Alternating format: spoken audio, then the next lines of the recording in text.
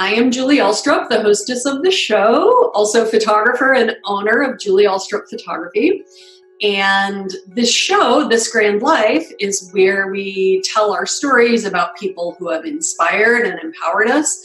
And today I am here with Chad, we're just gonna talk about who inspires him and or empowers him and what he thinks of that. So Chad works at the Fort Collins Chamber. He is an awesome member of our community. He does such great things for so many people. So Chad, thank you so much for taking some time today to join us on This Grand Life. Yeah, absolutely. Happy to be here, Julie. Thank you. Thank you.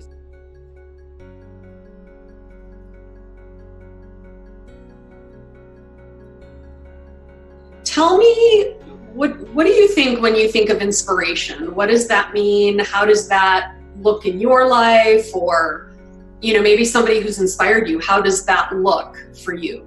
Or what does it mean? Either way.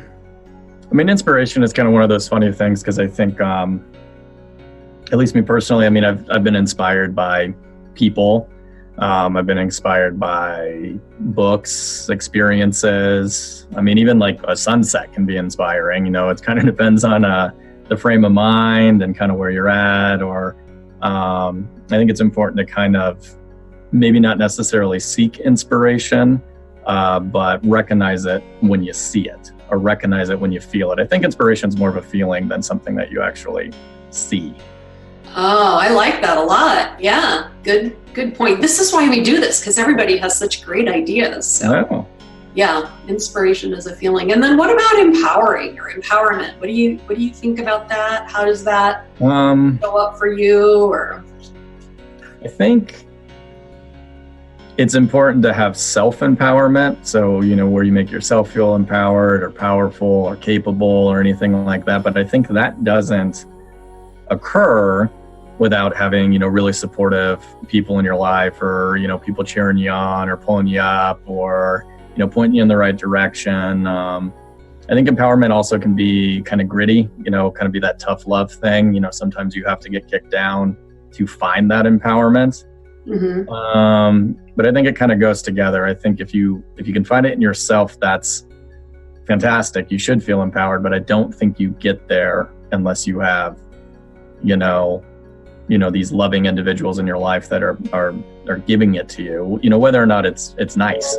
Sometimes, it might be kind of a mean, tough love thing, but it's really there just to empower you and get you going.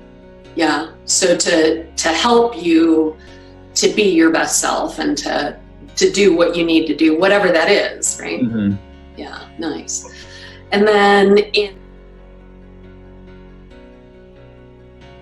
thinking of both of those things, inspiration and empowerment, how has that showed up for you, or who is somebody that has inspired or empowered you because I see you, Chad, really as someone who does both of those things for people. You inspire members of the chamber, you inspire people in our community to just really, to just take it up a notch, to do something that maybe they're not comfortable doing, or maybe we're not comfortable doing. So I want to thank you and recognize you for that. Yeah, sure. I appreciate that.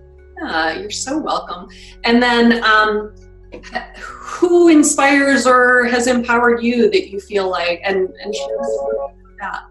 I try to take inspiration from a number of places, but, kind of like I touched on, it's hard to seek for it. I think you kind of feel it. So an individual in my life that probably has inspired me is I have a 89-year-old grandmother who at 76, she went through pretty aggressive colon cancer. So, and then in going through colon cancer, she was, knocking on death's door, came back from it, and then continued to live this really, really productive life. And she's still alive today. But probably about 7 months ago, she had complications from the surgery that took place when she was in her 70s. And she's 89 years old. And the doctor said, well, you're high risk to operate on and all this. And she said, no, I'm going to do it. I'm going to do it. I'm going to go through the operation. I'm not ready to leave this world. I'm going to do it. And so she goes through the surgery, and she has all these doctors and all these people and her priest and all these individuals telling her, well, you do realize if you go through this surgery, you're going to be on an all liquid diet, or you're not going to be able to live in your own home, and you're not going to be able to do that. And my grandma, who's kind of a firecracker, only in very small doses, she looked at all these people and she said, that's not up to you. That's up to me. And the doctor says, okay, I guess we're going into surgery. And so she went into surgery, and she ended up spending about 3.5 months in the hospital because of infection and scarring and any of these complications being, almost a century old and going through surgery. Mm-hmm. And then she ended up, coming out of it, and she's living on her own. She still owns her own home. She still drives. She still participates in her church and all of her volunteerism that she's part of. And yeah, she's on an all liquid diet, but she refuses to go to a hospice care or retirement care. She says, I'm going to feed myself. You teach me how to put this bag of liquid into my body, and I'm going to do it on my own. And so she does, so she kind of lives her life on her terms, and she appreciates the support and the impact that people have, but ultimately she's going to do what she wants to do. I love that story. I love hearing about people who, I wrote this down. Well, it's not up to you. That's up to me.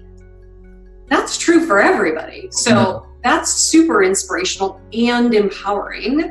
So, wow, I love that. And thank you for sharing. That's probably some of your grit.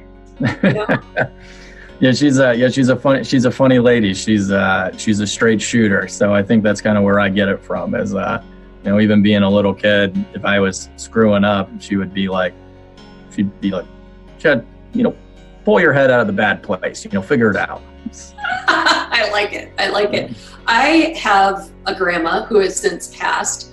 She would be like 110 or 15 by now, but she was like that too. She was definitely a firecracker.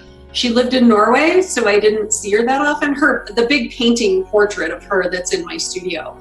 Oh, okay, gotcha. Yeah, she's the firecracker grandma that I had for sure. Wow. So I love that. I would love to meet her and photograph you and her. Like we could make that happen. Does she live? She's in Denver. She's in Lakewood, but she periodically, I go down there. She comes up here. So yeah, I usually see her. I probably see her about 6 or 7 times a year. Oh yeah, I would love to do that. We can make that happen. But awesome. Well, thank you so much. Thank you everybody for tuning in today to This Grand Life. I got some weird light on me, so I'm moving around a little bit, but I appreciate you being here.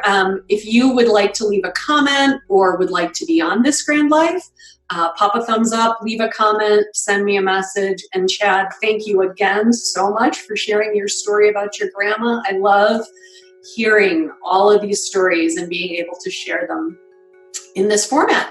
Yeah, absolutely. Yeah, we'll see you soon.